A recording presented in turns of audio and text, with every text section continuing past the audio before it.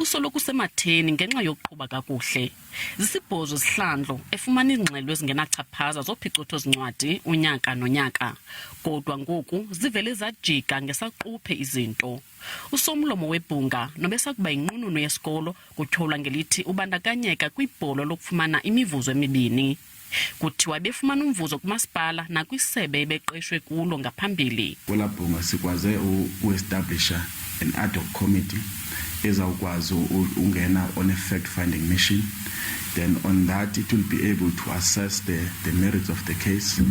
Then recommend okanye itablishe i-findings zayo to council with recommendation. Odwa aphikisayo afuna chopha ichaze. Ndiyamblame ke umphathi ongu-MM ngoba fanele uadvisile yena as the head njengomphathi okhoyo oye acebiso kwinto ezinokwenza nomthetho. Siyazibuza into ukubana kutheni umuntu engakhange adecline kwangelo thuba kwakusenziwa i-nominations. Apha into simplify ezingasimplify yonke le into eqhubekile into ye-corruption, i-fraud ngamanye amagama.